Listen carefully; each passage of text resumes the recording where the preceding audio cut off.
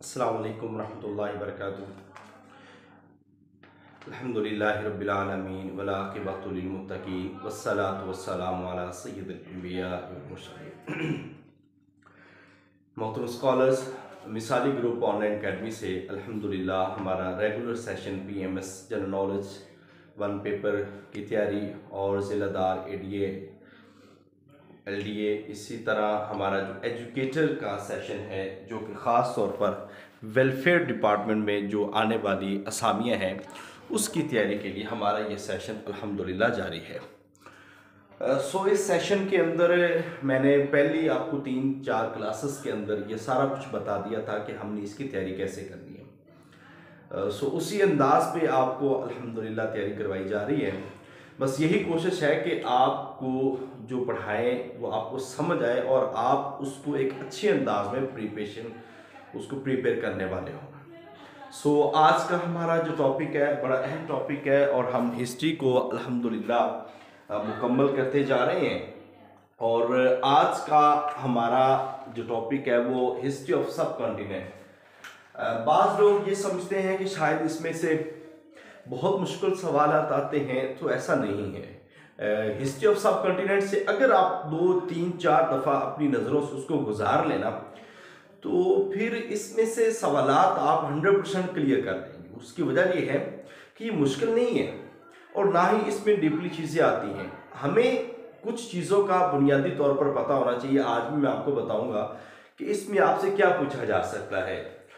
इस अंदाज में आपने इसकी तैयारी करनी है और इस हिसाब से हमने कल साइंस का लेक्चर लिया कि वहाँ पे बिल्कुल बेसिक चीज़ें अभी आपको बताई और उस पर भी मज़ीद 7 क्लासेस हैं आपकी, तो वो 1 बाय 1 आपको बताएंगे तो इंशाल्लाह एक अच्छी तैयारी होगी। हम सब्जेक्ट टू सब्जेक्ट चल रहे हैं, साथ में आपको पास पेपर्स भी करवा रहे हैं। आपको पास पेपर शेयर किए, उसके टेस्ट होना है आपका भी, तो जिम्मेदारी निभाएंगे तो इंशाल्लाह एक अच्छी तैयारी होगी और उस तैयारी का फ़ायदा भी होगा। ख़ानदाने जो स्लेव डायनेस्टी है उसके बारे में हमने पढ़ा था और उसके बाद जो लास्ट उनके हुक्मरान थे वो केकबाद थे। ठीक है, केकबाद ये ख़ानदाने गुलामा के आखिरी हुक्मरान है और इनके साथ ख़ानदाने जो गुलामा है उनका सिलसिला ख़त्म हो जाता है। ठीक है, ये सिर्फ आपको इतना पता होना चाहिए कि ख़ानदाने गुलामा का बानी कौन था, ख़ानदान गुलामा के आखिरी हुक्मरान कौन थे और अल्तमश के बारे में, रज़िया सुल्ताना के बारे में रिश्ते क्या थे और ये सारी चीज़ें जो मैंने आपको बताई उसको ज़रा सरसरी सा देख लीजिए। अब ये सारी की सारी इसको हम कहते हैं दिल्ली सलातीन। ठीक है, दिल्ली सुल्तान, सलातीन दिल्ली, ये सारे के सारे क्या आ रहे हैं, सलातीन दिल्ली। ये कभी आपसे ये पूछ लिया जाए या आपको पता होना चाहिए कि सलातीन दिल्ली जो है ना, ये हम उसको पढ़ रहे हैं। और इसी सलातीन दिल्ली में हम ये ख़ानदान गुलामा को लेते हैं, सलातीन दिल्ली में हम खिलजी ख़ानदान को लेते हैं, फिर आगे तुगलक ख़ानदान को लेते हैं, फिर सादात है, फिर लोधी है, ये सारे के सारे सलातीन हैं लोधियों तक। ठीक है, उसके बाद मुगलिया ख़ानदान आता है। तो अभी आपका जो हुक्मरानी ख़त्म हुई है वो है ख़ानदान गुलामा की। अब जो हुक्मरानी शुरू होती है वो है खलजी ख़ानदान। ठीक है, अच्छा ये इंग्लिश में भी खलजी है, ठीक है, और उर्दू में भी ये खलजी है। खलजी ख़ानदान जो है ये आपका ख़ानदान शुरू होता है जिसकी ये हुक्मरानी है। ठीक है, जिसकी हुक्मरानी शुरू होती है। अब इनका दौरे हुकूमत बड़ा अहम है और अगरचे ये एक मुख्तसर दौरे हुकूमत बहुत लंबा चौड़ा नहीं है मगर बड़ा अहम है, जिसके अंदर बड़े अहम लोग इसमें आए हैं। ठीक है, तो खलजी ख़ानदान की जो इब्तदा है वो आपको बता दें कि सबसे पहले एक तुर्की हुक्मरान तुर्की ख़ानदान से, वो थे तुर्किश ख़ानदान से और उनका नाम है जलालुद्दीन खिलजी मल्क फिरोज। ये नाम याद रखना है, बानी कौन है, मल्क फिरोज जलालुद्दीन खिलजी। अच्छा, बाज़ का ये नाम ना थोड़े से लंबे लंबे भी होते हैं, सो इसमें परेशानी की जरूरत नहीं है। असल नाम उनका ये आता है, तो बाज़ का ये नाम उनके लक़ाबात मिलते हैं। तो जलालुद्दीन खिलजी जो है ये इसके बानी है और इनका दौरे हुकूमत जो शुरू होता है वो 1290। ठीक है, 1290 से इनका जो दौरे हुकूमत है वो शुरू होता है। बेसिकली ये जो थे जलालुद्दीन खलजी, ये अगर देखा जाए तो खानदान गुलामा के मतहत काम करते थे, ठीक है, वजीर थे वहां पे काम कर, और उसी से फिर आगे जाकर हुकूमत इनके सुपुर्द। चूंकि जब भी हुकूमतें गिरती रही हैं उसके पीछे किसी न किसी वजीर या किसी न किसी बादशाह की वो नाहली होती है जिसकी बुनियाद पे वो हुकूमत गिरती है। सो इस लिहाज से भी यही होता रहा है, कुछ मजबूत हुक्मरान आए और कुछ अपनों के जो इख्तलाफात की वजह से और बादशाहत के हुसूल के लिए हक में लड़ता रहा। और ये आप सिलसिला पूरा देखेंगे तो गजनवी सल्तनत से लेकर आगे ये बर्रे सगीर और हाल पाकिस्तान तक यही सिलसिला चल रहा है कि हर कोई एक दूसरे को गिराने के लिए मौजूद है। इसमें सवाल याद करने वाला यह है कि मलिक फिरोज का ताल्लुक इस इलाके से था, तुर्की खानदान से था, ठीक है। खलजी खानदान के बानी कौन है? मलिक फिरोज जलालुद्दीन खलजी, ये पहले हुक्मरान है खलजी खानदान के, ठीक है, पहले हुक्मरान खलजी खानदान के। अब इनका दौरे हुकूमत जो शुरू होता है 1290 में, बस ये याद रखना है कि खलजी हुकूमत जो है उसका दौर 1290 में शुरू होता है, और इसके बाद ये चलता तो आगे लंबा है, वो हम अभी जो है ना डिस्कस करेंगे कि 1300 तकरीबन ये 20 तक इनका दौरे हुकूमत चलता है, ठीक है। तो 1290 ये दौरे हुकूमत है इनका शुरू होता है, और ये जो मलिक फिरोज है ना ये 1295 तक है। मलिक फिरोज क्या 1295 तक इनका दौरे हुकूमत है। अब मलिक फिरोज जो है इसकी 70 साल की उम्र में इसकी वफात हुई है। 1290 में संभाली, 1295 में इनकी 96 में इनकी वफात हुई, ठीक है, 1296 में इनकी वफात हुई। मलिक फिरोज के नाम से अहम ओहदों पे रहे। मुहिम्मात के हिसाब से देखा जाए तो ये सवाल नहीं आने वाला कि कौन कौन सी फतह की है, मगर फिर भी रणथंभौर की फतह 1291 में मंगोलों के खिलाफ, चूंकि ये जितनी भी डायनेस्टी थी ना ये सारी की सारी चूंकि बड़े सगीर थी, और बड़े सगीर के साथ ये जो ईरान है सासानी हुकूमत, इसके साथ और चाइना है पाकिस्तान के साथ भी, तो इन इलाकों में जो वस्त एशिया के इलाके थे, इन इलाकों में उस वक्त हलाकू खान, चंगेज खान यानी कि मंगोल जो खानदान के हमले थे वो शदीद थे, और कोई भी बड़े सगीर का कोई हाकिम ऐसा नहीं था जिसको मंगोलों से सामना ना करना पड़ा, और किसी न किसी तौर पर मंगोल खानदान जो है वो इस बड़े सगीर के तमाम हुकूमतों को, तमाम डायनेस्टीज को, लाइक खलजी डायनेस्टी है, सैयद डायनेस्टी है, लोधी डायनेस्टी है, इससे पहले खास तौर पर गौरी डायनेस्टी है, और खानदान गुलामा के तमाम के लोग, उन सब से ये उलझते रहे। एक सवाल यहाँ पे जो हो सकता है वो ये है कि इन्होंने मुख्तलिफ इलाके जो है वो फतह किए हैं। बहरहाल वो आप उसको पढ़ेंगे, मैं आपको नोट्स उसके साइड सिर्फ पढ़ लीजिएगा, पेपर में सवाल उस तरह नहीं होता। पेपर में सवाल यह है कि खलजी खानदान के बानी कौन है? जलालुद्दीन खलजी। कब हुकूमत संभाली है? 1290 में। कहाँ से ताल्लुक रखते थे? तुर्की खानदान से। किसके वजीर रहे हैं? ये खानदान गुलामा के मतहत रहे, और खलजी खानदान के पहले हुक्मरान है। 1296 में वफात है। अब हुआ क्या कि इनके भतीजे थे अलाउद्दीन। ये तारीख के अंदर बहुत ज्यादा मशहूर और सख्त किस्म के बादशाह गुजरे हैं, इस्लाहात के लिहाज से बहुत जबरदस्त थे। ये भतीजे थे जलालुद्दीन खलजी के, और इस भतीजे ने इनको कत्ल करवा दिया, ठीक है, भतीजे ने इनको कत्ल करवा दिया, और कत्ल करवाने के बाद बजाते खुद जो है अलाउद्दीन खलजी ये हुकूमत पे मुतमक्किन हो गए। अब सल्तनत जो है ये इनके पास आ गई। यहाँ पे बात आपको समझ आ रही है कि अब किसका दौरे हुकूमत खत्म हो गया? खिलजी खानदान पढ़ रहे हैं, और खलजी खानदान में पहले हाकिम मलिक फिरोज वो खत्म हो गए। अब आता है दौर अलाउद्दीन खलजी। अच्छा, ये वो शख्सियत है जिसके बारे में आपको ये बता दें कि अलाउद्दीन खलजी जो है इसको सिकंदर सानी कहा जाता है, सिकंदर सानी, और इसका एक लक़ब है सुल्तानुल आज़म। ये आपने याद रखना है। अलाउद्दीन खलजी को क्या कहा जाता है? सिकंदर सानी या सुल्तानुल आज़म। ये चीज याद रखने वाली है। और इनका दौर शुरू होता है 20 अक्टूबर। ये डेट ना भी याद रहे तो कोई मसला नहीं है, यानी कि जलालुद्दीन फिरोज की जो वफात है 1296 से इनका दौर शुरू हो गया। और ये दौर इंतहाई एक उस हिसाब से कह लें कि तकरीबन 20 साल का दौर है ये इसका, अलाउद्दीन खिलजी का 20 साल दौर है। ठीक है, अब अलाउद्दीन खिलजी जो है ये जलालुद्दीन के भतीजे थे। गैर मामूली जहानत, काबिलियत और एक लामुतनाही शख्सियत होने के हिसाब से ये वो पहला हुक्मरान है जिसने बर्रे सगीर की हुदूद को वुसअत दी थी। यानी इससे पहले खानदान गुलामा भी थे, खानदान गौरी भी थे, मगर ये वो शख्सियत थी जिन्होंने अलाउद्दीन ने बर्रे सगीर की हुदूद को वुसअत दी। ये आपने याद रखना। फिर क्या किया, इसने जब अपने चचा को कत्ल किया तो उसके बाद ये दिल्ली की तरफ गया, क्योंकि हमेशा से ही दिल्ली जो है वो पाया तख्त रहा है जितने भी सलातीन, और इसी वजह से इनको सलातीन दिल्ली, यानी इन सब का जो मरकजी निज़ाम हुकूमत था ना वो दिल्ली था, खानदान गुलामा के बाद, और इनका दिल्ली था, लिहाजा दिल्ली की तरफ गए।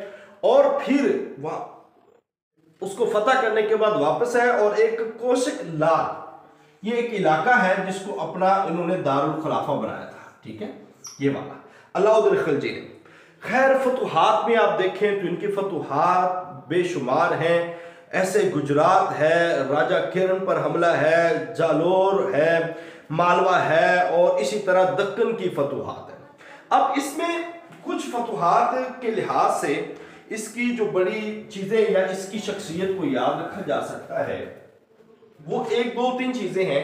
एक ना, अलाउद्दीन खिलजी को फौजी मुहिम्मात, मिलिट्री अटैक्स की वजह से बड़ा मशहूर समझा जाता है। इसी वजह से इसको सिकंदर सानी कहा जाता है। ये आपने बात याद रखनी है कि मिलिट्री अटैक्स के लिए और मिलिट्री कॉन्क्वेस्ट के लिए, फतुहात के लिए इसको जाना जाता है। और बेस्ट एडमिनिस्ट्रेशन जो इनकी है उस हिसाब से इनको मैनेजमेंट एडमिनिस्ट्रेशन जो है वो इसकी जबरदस्त रही है। इंतजामी लिहाज से इनका दौर जो है वो बड़ा शानदार था।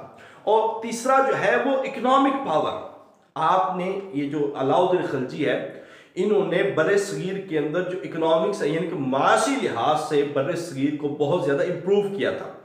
और चौथी जो चीज इसके दौर में बताई जाती है वो था जासूसी का निज़ाम। जासूसी का निज़ाम अलाउद्दीन खिलजी जो अपनी पूरी सल्तनत के बारे में देखता था और जहां पे शक शुबा भी होता उसको फौरी तौर पर वो कत्ल करवा देते थे। तो इस लिहाज से बहुत ज्यादा इंतजामी इस्लाहात करने की वजह से और फौजी फतुहात होने की वजह से और इसी तरह कॉमर्स के अंदर तजारती सफरों का आगाज करने की वजह से और इकोनॉमिक ग्रोथ को अच्छा करने की वजह से इसको समझा जाता है कि ये खिलजी खानदान का एक बेहतरीन बादशाह था जिसने बड़े सगीर को बहुत तरक्की दी इस लिहाज से। तो बाकी फिर वही हुआ कि अंदरूनी इख्तलाफात और तख्त के हुसूल के लिए जो की जाने वाली कोशिशें हैं, फिर दीगर मंगोलों के खतरात हैं, फिर आखिर पे माशी तौर पर कई जगहों पे मामले ख़राब होने की वजह से बहरहाल ये नाकामी हुई। और ये कहा जाता है कि ये 2 जनवरी, सिर्फ आपने इतना याद रखना है कि 1316 में कहा यह जाता है कि मलिक नायब जो वजीर थे ना उन्होंने इनको जहर दिलवा दिया। बाज कहते तभी मौत है, बाज ये कहता है कि इनको जहर दिलवा कर मार दिया गया था। तो इस तरह अलाउद्दीन खिलजी जो कि दूसरे बादशाह हैं खिलजी सल्तनत के, उनकी वफात हुई और जहर के साथ 1316 में। ठीक है, अब इनका दौरे हुकूमत आप ये समझ सकते हैं तकरीबन 20 साल है और इससे पहले जो है वो दौरे हुकूमत 6 साल है। 20 और 6 26 हो गए। अब इनका कुल दौरे हुकूमत है ना खिलजी खानदान का वो 30 साल दौर है, ये याद रखना 30 साल टोटल है।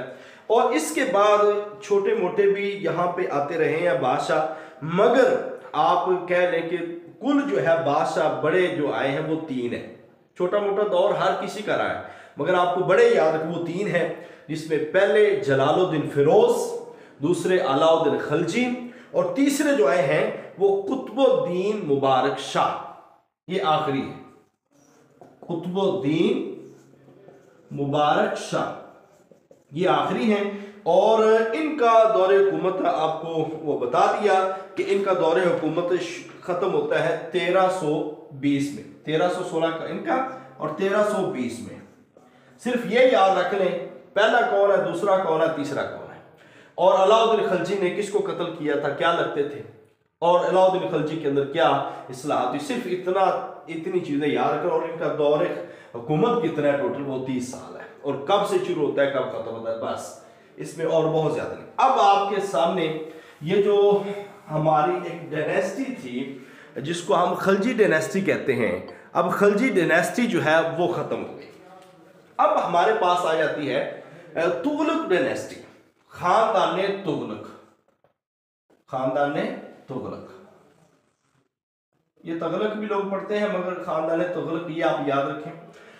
इसमें याद रखने वाली जो चीजें हैं वो अभी मैं आपको बता दूं। ये भी मुस्लिम सलातीन दहली है, मुस्लिम सलातीन दहली यानी कि मुसलमान सलातीन है ये सब।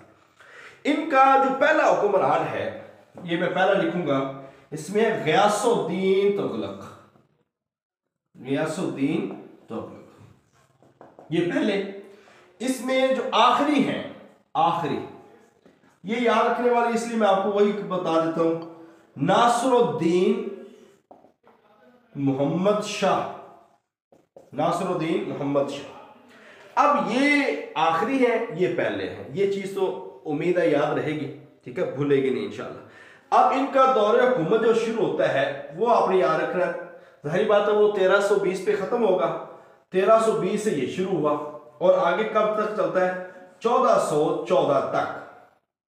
यानी कि ये एक तवील दौरे हुकूमत है और तकरीबन तुगलक खानदान के कुल जो दौरे हुकूमत है वो 94 साल बनता है। कितना, 94 साल, 1320 से शुरू, 1414 में खत्म, ये याद रखने वाला है। पहले हुक्मरान कौन थे, गयासुद्दीन तुगलक, आखिरी कौन है, नासरुद्दीन मोहम्मद शाह। अब देखिए गयासुद्दीन तुगलक जो है इसको नाम था इसका गाजी मलक, गाजी मलक, ये नाम याद रखना। गयासुद्दीन तुगलक के नाम से मशहूर थे। 8 सितंबर 1320 में दौरे हुकूमत संभाला है, कुल 5 साल की है इसमें। गयासुद्दीन तुगलक ने कुल कितने साल की, 5 साल।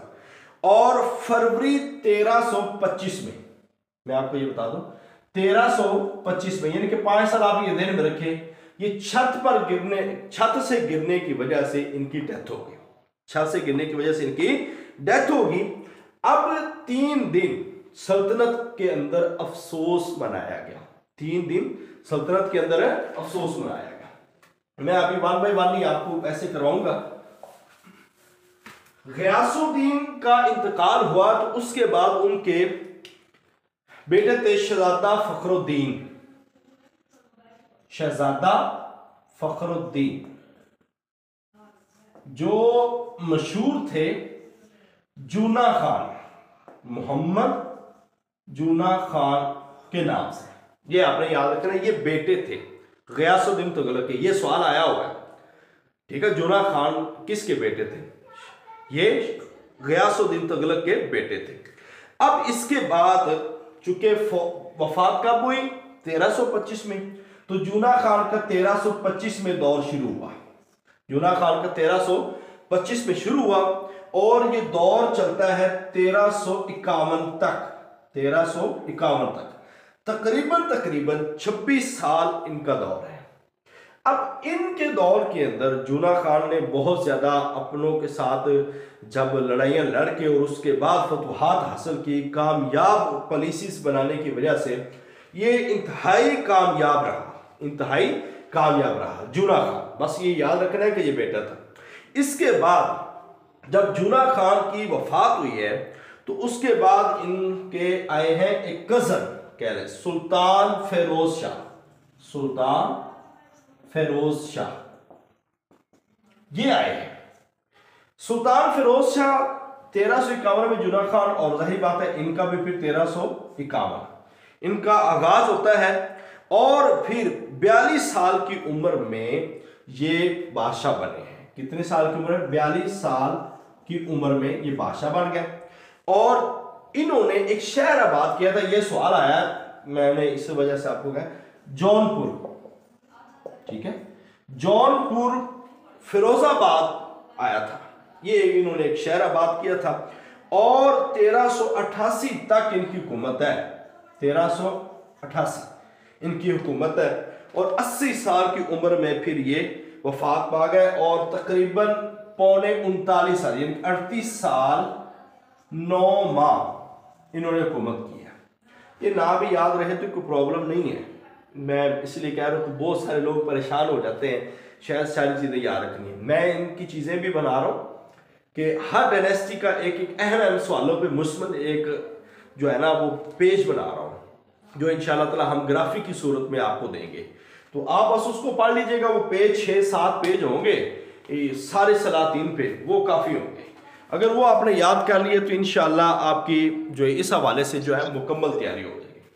अब जौनपुर फिरोजाबाद इन्होंने बात किया था, 1388 के अंदर इनकी वफात होगी। और अगर देखा जाए तो तुगलक डायनेस्टी में सबसे तवील दौर जो है वो इनका है, सबसे तवील दौर जो है वो इनका है। अब हम ये देखते हैं तुगलक खानदान के जो तीसरे बादशाह सुल्तान फिरोज शाह, इनके बाद आते हैं आखिरी हुक्मरान जो अभी मैंने आपको बताया था, नासरुद्दीन मोहम्मद शाह। नासरुद्दीन मोहम्मद शाह। अच्छा, मैं आपको ये भी बता दूं कि ये मशहूर लोग लिख रहे हैं, बहुत ज्यादा मशहूर, जिनको तारीख के अंदर लिखा जाता है, आखिरी है। इसके अलावा छोटे छोटे 1-2 बादशाह और भी आए हैं, ठीक है, मगर हम इनको लिख रहे हैं। तो इस हिसाब से तुगलक खानदान में कुल हम हुक्मरान देखें तो 4 हुक्मरानों के नाम नुमाया। नासरुद्दीन मोहम्मद शाह, इन्होंने दौरे हुकूमत संभाला है और आपको पता है जब जाहिर बात एक की वफात है दूसरा आ गया। 1388 वफात थी सुल्तान फिरोज शाह की और ये उनका बेटा था, ठीक है। उसके बाद जो है ये इनका 1414 और ये दौर है आखिरी इख्तिताम का, यानी कि तुगलक डायनेस्टी जो है वो खत्म कब होती है? 1414 में। और तुगलक डायनेस्टी जो है शुरू होती है वो 1320 में। अब 1320 और 1414 ये तकरीबन 94 ईयर्स बनते हैं, यानी कि 94 साल हुकूमत की है इन्होंने। अब हमें समझ आ गया कि जो खलजी खानदान है उन्होंने 30 साल की है, तुगलक खानदान ने कितनी की है? 94 साल। इन्होंने कितनी की? 94 साल। तो इसके बाद जो है अब तुगलक के हवाले से आप देख सकते हैं कि इन तुगलक खानदान के अंदर क्या रिफॉर्म्स थी। आखिर इतना दौर वसी दौर इन्होंने हुकूमत की है, तो इस लिहाज से आप ये देख सकते हैं कि इनके दौर में ख़ास तौर पर जो है फिरोज शाह ने जो मरकज़ी हुकूमत निज़ाम में हुकूमत कायम किया था उसमें एडमिनिस्ट्रेशन रिफॉर्म्स बहुत थी, एडमिनिस्ट्रेशन रिफॉर्म्स। और इसी तरह इनका जो सेंट्रल जो गवर्नमेंट थी वो निज़ाम इन्होंने इंट्रोड्यूस करवाया था, सेंट्रल गवर्नमेंट का, ठीक है। और इसके अलावा जो है इफेक्टिव टैक्सेशन का निज़ाम जो है, यानी कि मौसर जो टैक्सेस का निज़ाम है वो भी सुल्तान फिरोज शाह ने मुतारफ करवाया था। और इस बुनियाद पे इन्होंने पब्लिक जो है वर्क्स प्रोजेक्ट्स हैं जो है, यानी कि लोगों के लिए, जो आम जनता के लिए कुछ प्रोजेक्ट्स हैं, लाइक कैनाल्स हैं, आबपाशी का इरिगेशन डिपार्टमेंट है और जो है एग्रीकल्चर डेवलपमेंट है। और इसी तरह नई फसलें जो है, नई फसलें इन्होंने मुतारफ करवाई, अच्छा नहरी निज़ाम दिया और इसी तरह इन्होंने आबपाशी के निज़ाम को मौसर किया, फसलों को बेहतर करने के लिए इन्होंने कोशिश की, जिसकी बुनियाद पे तुगलक डायनेस्टी एक तवील अरसा अपनी जो है वक़्त और अहमियत कायम रखती है।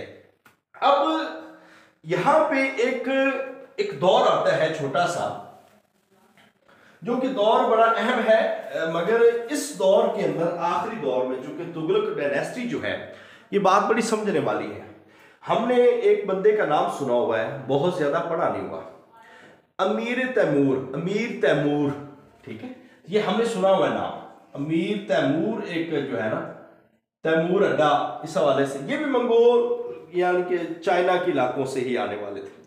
अब अमीर तैमूर जो है, इस शख्स ने सबसे पहले ये जो बरसगीर के अंदर हाकिम थे सलातीन, वो थे तुगलक, इनके साथ मुकाबला हुआ और अमीर तैमूर ने तुगलक खानदान को तबाह कर दिया, खत्म कर दिया, तुगलक खानदान खत्म कर दिया अमीर तैमूर ने। और ना सिर्फ तुगलक खानदान को खत्म किया बल्कि दिल्ली जो है उसको ताराज किया गया, दिल्ली को तबाह किया गया।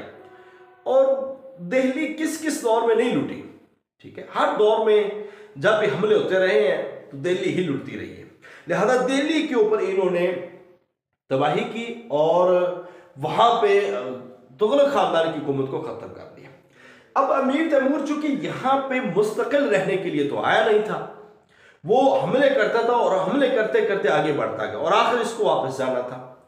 खैर, अमीर तैमूर ने जब तुगलक डायनेस्टी को खत्म किया तो बर्रे सगीर जो एक छोटा इलाका नहीं था, बर्रे सगीर एक बहुत लंबा चौड़ा इलाका था। जब देखा कि अब सेंट्रल गवर्नमेंट नहीं है तो वहां पे फर्ज कीजिए ये बर्रे सगीर है, कोई सेंट्रल हुकूमत नहीं है, ये मेन थी, ये खत्म अमीर तैमूर ने तबाह कर दी। अब यहाँ पे मुख्तलिफ जो लोग थे, नवाब थे, राजा थे या छोटी छोटी सल्तनतें रखने वाले थे, उन्होंने अपनी अपनी जो है आज़ादाना खुद मुख्तार जो हुकूमतें वो कायम कर ली।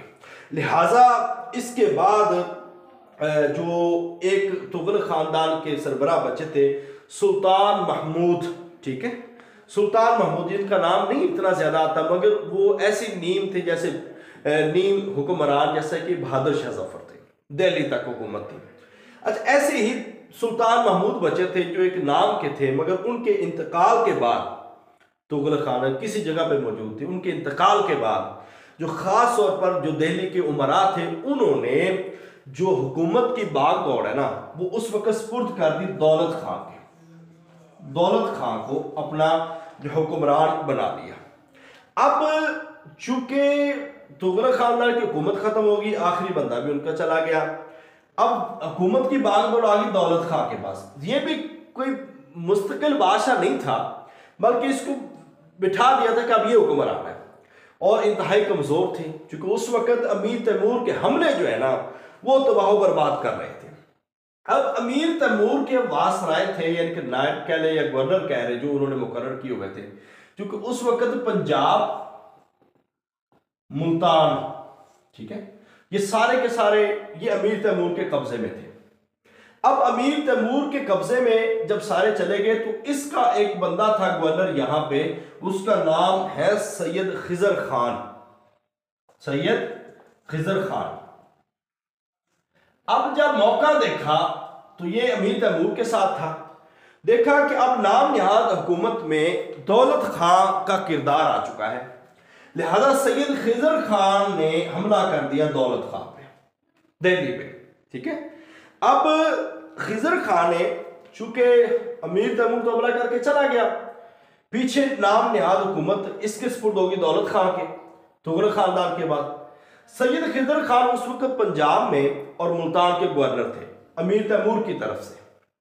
अब दौलत खां देखा कि दौलत खां कमजोर है, दिल्ली कमजोर है, तो सैयद डायनेस्टी के जो लोग हैं वो सैयद खिजर खान उन्होंने दिल्ली पे हमला कर दिया। अब चूंकि जाहिर बात है इसके साथ मजबूत फौज थी और इनके पास कुछ भी नहीं था और उस लिहाज से इंतहाई कमजोर थे। बहरहाल ये जो 4 माह तक जो है ना वो दौलत खान लोधी ये किला में रहे, मगर आखिरकार इन्होंने 4 माह बाद अपनी गिरफ्तारी दे दी और इस तरह दौलत खान का थोड़े सी अरसे के अंदर ही वो सारा जो है वो हुकूमत खत्म हुई और तुगलक खानदान भी खत्म हो गए और अमीर तैमूर अपनी तरफ चला गया और अब बचे यहाँ पे पंजाब और मुल्तान के हाकिम सैयद खिजर खान। लिहाजा हुकूमत की पूरे बरे सगीर पे अब जो कब्जा हो गया वो सैयद खिजर खान का है, ठीक है, सैयद खिजर खान। और हम इसको कहेंगे खिजर खान भी कहते हैं, इसको हम कहते हैं सैयद डायनेस्टी, ठीक है, सैयद डायनेस्टी कह सकते हैं। और इसी तरह हम इसको सादात खानदान ये कह सकते हैं। अब ये जो सैयद डायनेस्टी है, सादात खानदान है, इसको आप देखते हैं तो मैं आप सिर्फ एक नक्शे की सूरत में, इसमें कुछ ज्यादा लोग नहीं है और कुछ ज्यादा लंबी चौड़ी हुकूमत नहीं है। सबसे पहले हुक्मरान वो है सैयद खिजर खान, ठीक है, और इनका आगाज होता है 1414 में। इख्तिताम कहां पे हुआ? तुगलक खानदान का 1414 पे। और सैयद खानदान का आगाज कब हुआ? 1414 में, यानी कि जिनका इख्तिताम हुआ आगे से अगली हुकूमत आ गई। अब सैयद खिजर खान जो है ये भी सादात यानी कि सलातीन दिल्ली, इनका भी पाया तख्त क्या था? दिल्ली पाया तख्त था।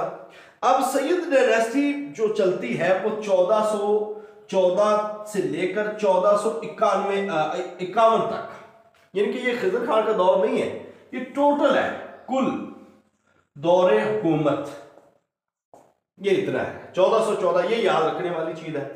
पहले हुक्मरान कौन है? सादात खानदान के सैयद खिजर खान, ठीक है, और इन्होंने हुकूमत की है सिर्फ 7 साल।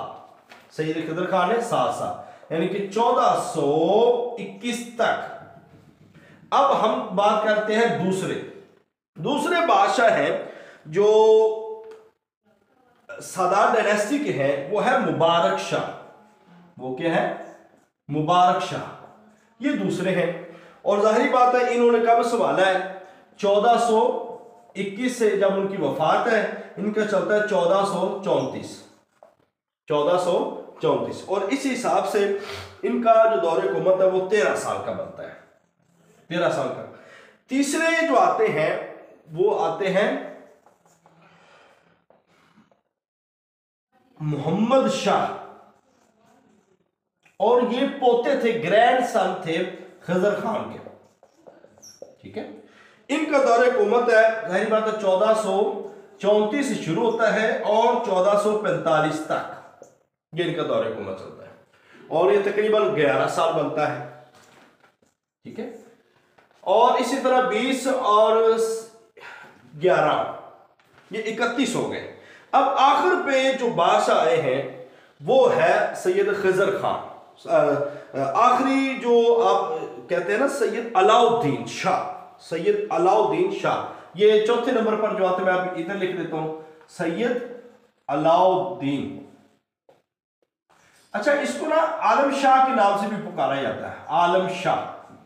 खैर, ये आपको पता होना चाहिए कि सादात डायनेस्टी की जो आखिरी बादशाह है वो सैयद अलाउद्दीन शाह ऑप्शन में हो या आलम शाह हो, तो ये लोग, ठीक है। और इनका दौरे हुकूमत 1434 से लेकर 1451, ठीक है। तकरीबन इनका अगर शुरू से साल मिलाए तो ये 7 साल बनता है, तो मगर ओवरऑल आप इनके 6 साल मिलाए तो ये तकरीबन इनका दौरे हुकूमत जो सादात डायनेस्टी का बनता है वो 37 साल। ये आपने याद रखना है, सादात डायनेस्टी का 37 साल। आप पहले देखें, हम देखते हैं तो खलजी डायनेस्टी 30 साल। दूसरे नंबर पर आती है तुगलक खानदान, तुगलक डायनेस्टी, वो 94 ईयर्स, 94 साल। तीसरे नंबर पर जो डायनेस्टी आई वो सादात सैयद डायनेस्टी है, वो 37 ईयर्स है। और इसके बाद जो है सादात डायनेस्टी जो है वो इंतजामी लिहाज से भी ये भी एक बड़ी कमाल थी। और इनके आलम शाह, यानी कि आखिरी हुक्मरान आलम शाह, मैंने अभी बता दिया, उनका आलम शाह भी नाम है, सैयद अलाउद्दीन भी है, और इस लिहाज से ये जो बड़ा अहम था। अब हुआ क्या सैयद डायनेस्टी में? सैयद डायनेस्टी चूंकि उस वक्त बरे सगीर को तोड़ दिया था, बरे सगीर दिल्ली को जो है पाया तख्त को तोड़ दिया था अमीर तैमूर ने। इसके बाद सैयद खानदान ने और इसमें खास तौर पर मोहम्मद शाह ने जब एक सेंट्रल गवर्नमेंट का सिस्टम मुतारफ करवाया और इन्होंने पर्शियन जो कल्चरल लिटरेचर जो है उसको मुतारफ करवाया, पर्शियन कल्चर को मुतारफ करवाया, लिटरेचर को मुतारफ करवाया, लिहाजा इस्लाहात के हिसाब से देखा जाए तो जो अमीर तैमूर ने तबाही की थी उसको बहुत हद तक इन्होंने बेहतर करने की कोशिश की है। सो इस लिहाज से इनका ये दौर बड़ा अहम है। तो यहाँ तक हमारी थी सादात डायनेस्टी जो कि हमने पढ़ी है, और इसके बाद आखिरी डायनेस्टी जो हमारी आती है वो है हमारी लोधी डायनेस्टी। लोधी को पढ़ेंगे और फिर जो है हमारा आ जाएगा मुगलिया सल्तनत, हम उसको पढ़ेंगे। मुगलिया सल्तनत पे आपको बहुत सारे लेक्चर, हम वीडियो लेक्चर्स आपको प्रोवाइड करेंगे क्योंकि उस पर बहुत ज़्यादा लेक्चर्स हैं, लिहाजा हम हिस्ट्री पे एक लेक्चर अभी वीडियो लेक्चर मजीद करेंगे और जिसमें हम हिस्ट्री ऑफ सब कॉन्टिनेंट जो है ना वो मुकम्मल करेंगे, और इसके साथ आपको 5 लेक्चर कम से कम और देंगे जो कि हमारे मुगलिया सल्तनत पे हैं।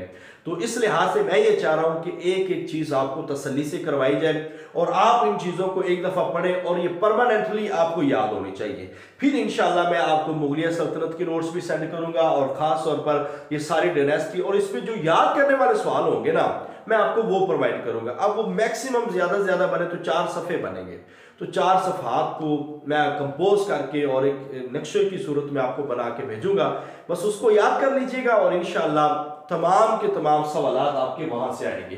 तो हिस्ट्री जो है ना, हिस्ट्री बनाने वाली होती है और हिस्ट्री कैसे बनाएंगे उसके लिए कुछ लड़ना पड़ता है, कोशिश करनी पड़ती है। सो इसको रट्टा लगाने की कोशिश ना करें। मैं आपको बार बार यही कहूंगा, इसको आप नक्शे बनाकर खुद समझने की कोशिश करें।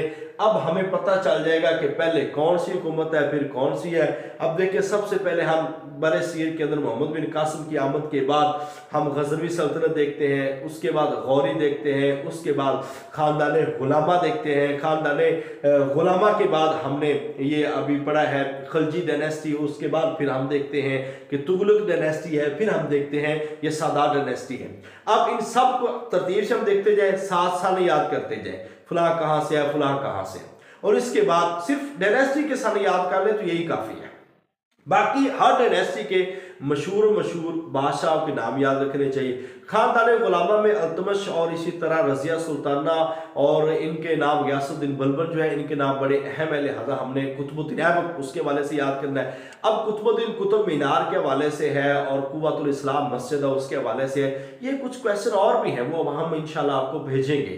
तो एक एक चीज आपकी कवर हो रही है, बस ये है कि नक्शों की सूरत में पढ़े और एक तरतीब से पढ़े, आगे पढ़ते जाएंगे तो इंशाअल्लाह ताला ये सहूलत रहेगी। तो आज का हमारा लेक्चर जो है वो मुकम्मल हुआ और इसमें हमने अल्हम्दुलिल्लाह कोशिश की है कि आपको जो खलजी डायनेस्टी और तुगलक डायनेस्टी और सादात डायनेस्टी पढ़ाई है। बाकी ये लेक्चर आपको वीडियो भी में इंशाअल्लाह ताला प्रोवाइड करेंगे। बाकी तमाम लेक्चर के हवाले से आप अपनी राय भी दे सकते हैं, कोई सवाल समझ ना आए वो आप पूछ सकते हैं। बाकी इस मैसेज को अपने तमाम अहबाब तक भी पहुँचाइएगा दीगर ग्रुप्स में, और अगर आपको अच्छा लग रहा है पढ़ना तो इंशाअल्लाह आप सबके ताउन के साथ हमारा इदारा चल रहा है, हम इसको मजीद वसअत देंगे और इसमें आप सबका ताउन दरकार है। अल्लाह ताला हम सबका हामी नासर हो। अपना बहुत सारा ख्याल रखिएगा। फी अमानिल्लाह। अस्सलामु अलैकुम व रहमतुल्लाहि व बरकातहू। अभी आप इसके बारे में क्वेश्चन कर सकते हैं।